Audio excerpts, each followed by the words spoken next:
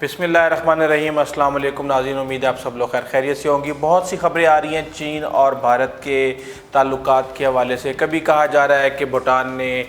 بھارت کا پانی بند کر دیا ہے، کبھی کہا جاتا ہے کہ ایران کے لیے بھی بھارت کے دروازے بند ہو گئے ہیں، کبھی یہ کہا جاتا ہے کہ رشیا نے بھی کہہ دیا ہے کہ چائنا اور پاکستان کے خلاف آپ نے اپنے ہتھیار استعمال نہیں کر رہے۔ میرے خیال سے ان میں کچھ چیزوں میں تو ایک حد تک حقیقت ہے کہ بھوٹان نے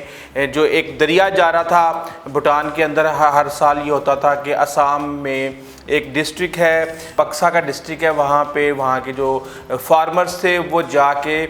دریا سے ایک چینل بناتے تھے انڈیا کی طرف، اس کے بعد پھر اس کی وہ پانی کو یوز کرتے تھے کاشت کے لیے۔ اس سال کووڈ-19 کی وجہ سے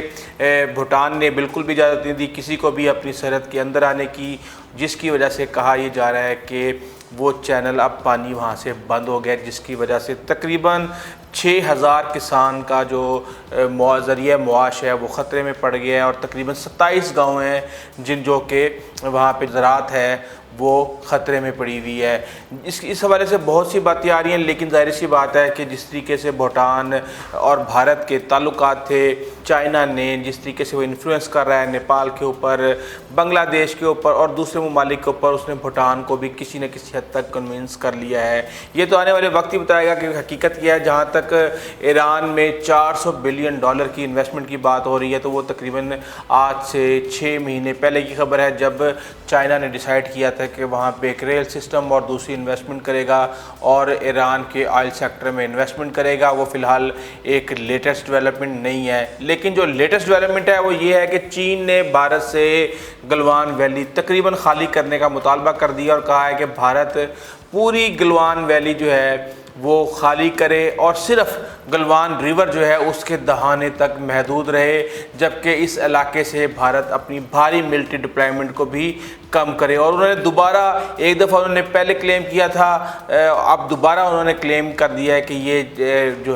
جو گلوان ویلی ہے یہ چائنا کی ہے اور ہمیشہ سے چائنا کی تھی، اس لیے بھارت یہاں پہ معاملات خراب نہ کرے۔ بھارت ویلی کے اوپر روزانہ جنگی جہازوں سے طاقت کا مظاہرہ کرنے کی کوشش کر رہا ہے، اور بھارت اور چین کی طرف سے روزانہ سفارتی سطح پر بات چیت کے بعد ٹینشن کو مذاکرات سے حل کرنے کے دعوے کیے جاتے ہیں، مگر گراؤنڈ پر صورتحال بالکل مختلف ہو چکی ہے۔ بات چیت کے باوجود سرحد پر کشیدگی برقرار ہے اور دونوں جانب سے LAC پر فورسز میں کمی کی بجائے اضافہ دیکھا جا رہا ہے۔ ایک طرف وادی گلوان اور پینگونگ ٹساؤ جو لیک تھی وہاں پر معاملات گرم ہے، تو دوسری طرف ڈپسنگ کے علاقے میں بھی بڑی تعداد میں چینی فوجیوں کے جمع ہونے کی اطلاعات ہیں، اور کہا یہ جا رہا ہے کہ دولت بیگ اولدائی میں بھارتی فضائیہ کی جو بیس ہے تقریباً 30 کلومیٹر کے فاصلے پر ڈپسنگ میں وائی جنکشن یا پھر بوٹل نیک کے کہے جانے والے علاقے میں چین نے بڑی تعداد میں فوجیں تعینات کر دی ہیں، اور وہاں پہ چین بھارت کے لیے تقریباً 2 محاذ کھولنے جا رہا ہے۔ چین نے اس مقام پر بڑی تعداد میں فوج کے ساتھ ساتھ بھاری فوجی گاڑیاں اور خصوصی فوجی ساز و سامان بھی جمع کر رکھا ہے۔ وہاں پر earth moving machinery, fighter jets, missile systems اور ایئر ڈیفنس ریڈار بھی موجود ہیں۔ یہ وہی مقام ہے جہاں 2013 میں بھی چینی فوجیوں نے ٹینٹ نصب کر لیے تھے اور دونوں ملکوں کے درمیان ہفتوں کی بات چیت کے بعد معاملہ حل ہوا تھا۔ ادھر بھارت کی جانب سے بھی سرحد پر فوجیوں کے بھیجے جانے کا سلسلہ جاری ہے۔ جتنی بھارت کی 14 جو ان کی ڈیو ہے اس کی اوقات ہے، اس کے مطابق وہ تقریباً سارے فوجی وہاں پر بھیج چکے ہیں۔ سری نگر لداخ شاہراہ پر بھارتی فورسز کی ہنگامی نقل و حرکت کا سلسلہ بھی جاری ہے۔ فوجیوں کے قافلے، فوجی ساز و سامان، بختر بند گاڑیاں، توپیں اور دیگر جنگی ساز و سامان کشمیر سے لداخ کی جانب منتقل کیے جا رہے ہیں۔ جنگی طیارے فضا میں گشت کرتے عام دیکھے جا سکتے ہیں۔ روسی ساخت کے بھارتی فضائیہ کے یہ بیشتر طیارے کشمیر میں پلوامہ کے ایئر بیس سے پرواز بھرتے ہیں، اور کہا جا رہا ہے کہ وہ خصوصی فوجی دستوں کو LAC پر تعینات کرنے کے لیے لداخ پہنچا رہے ہیں۔ اور بھارت نے اس علاقے میں فوجیوں کی 40 پلٹونیں مختلف مقامات پر تعینات کر دی ہیں، جبکہ بھارتی اخبار کے مطابق ڈپسنگ کے بوٹل نیک علاقے میں اس وقت چینی فوج جہاں موجود ہے، اسے اگر بھارت کے نظریے سے دیکھا جائے تو چین کی فوج بھارت میں LAC کے تقریباً 18 کلومیٹر اندر ہے، اور بھارتی فوج کے ترجمان نے اس پر تبصرہ کرنے سے انکار کرتے ہوئے کہا ہے کہ اس خبر کی نہ تو تردید کی جا سکتی ہے اور نہ ہی تصدیق۔ मोदी के बयान के बाद कि भारत की ज़मीन पर चीन का कब्ज़ा नहीं है, सैटेलाइट से गुलवान वैली की ली जाने वाली तस्वीरें दिखाई गई थी वहाँ पे, और जिससे साफ ज़ाहिर था कि चीनी खेमे नस्ब हैं और तमीराती काम भी जारी है। ये सारी चीज़ें होने के बाद मोदी ने कहा था कि जी हमने जब 20 जवान उनके मारे गए थे तो हमने चीन के साथ ये बात तय की है कि चीन भी यहाँ से अपने खेमे उखाड़ के वापस ले जाए, हम भी पीछे आ जाते हैं। उसके बाद उन्होंने ये स्टेटमेंट दी थी। लेकिन मैं आपको बताता हूँ कि चीन ने किस तरीके से सरप्राइज़ दिया। इस वक्त सूरत हाल ये है कि साबिक भारतीय वज़ीर दिफा AK एंटोनी का कहना है कि गुलवान वैली में चीनी फ़ौज की तमीराती सरगर्मियों के साथ साथ पेंगोंग झील में भी चीनी फ़ौजी अपनी पोजीशन को रोज़ बरोज़ मुस्तहकम कर रहे हैं और भारत की पेट्रोलिंग का दायरा बहुत कम हो गया है। रॉयटर्स की एक रिपोर्ट के मुताबिक 22 जून को 3 रोज़ पहले यानी कि जारी होने वाली एक नई सैटेलाइट तस्वीर से चीन के नए इंफ्रास्ट्रक्चर का अंदाज़ा लगाया जा सकता है। और चीन ने वादी गुलवान में भारत के साथ हालिया झड़प वाले इलाके जो कि पोस्ट 14 के नाम से मशहूर है, एक नया इंफ्रास्ट्रक्चर का इजाफा कर लिया है, जिसके बारे में कहा जाता था कि ये चीन यहाँ से पीछे हट गया है, वो वापस आ गया है। जिसके बाद खदशा जाहिर किया जा रहा है कि शायद अब मामला बातचीत से आगे निकल जाएँ और अमेरिका में खलाई जो कायम खलाई टेक्नोलॉजी की फिल्म है मैक्सर टेक्नोलॉजीज़, उसकी जानिब से ये तस्वीर जो है ना शाया की गई है कि दरिया गुलवान के रुख पर चीन के वसी इंफ्रास्ट्रक्चर दिखाई दे रहे हैं। तस्वीर में जो चीन की नई तामीराती सरगर्मियाँ दिखाई गई हैं, इनमें कैमोफ्लाज खेमे या चट्टान की बेस पर ढांपे हुए स्ट्रक्चर और थोड़ी ही दूर मुमकिना नए कैंप की दीवारें या बंकर्स शामिल हैं। गुज़िश्ता हफ्ते रॉयटर्स को दस्तियाब तस्वीर में ये कैंप नज़र नहीं आ रहे थे, जबकि अब ऑस्ट्रेलियन स्ट्रेटेजिक पॉलिसी इंस्टीट्यूट के सैटेलाइट डाटा के माहिर नेथन रोज़र ने कहा है कि इस तामीर से पता चलता है कि इलाके में कशीदगी में कमी का कोई अमकान नहीं है। इन्होंने ट्विटर पर एक पोस्ट भी की है जिसमें उन्होंने कहा है कि वादी गुलवान की 22 जून को ली गई सैटेलाइट तस्वीर से जाहिर होता है कि डिसएंगेजमेंट हकीकतन वो लफ्ज़ नहीं है जिसे भारतीय हुकूमत को इस्तेमाल करना चाहिए।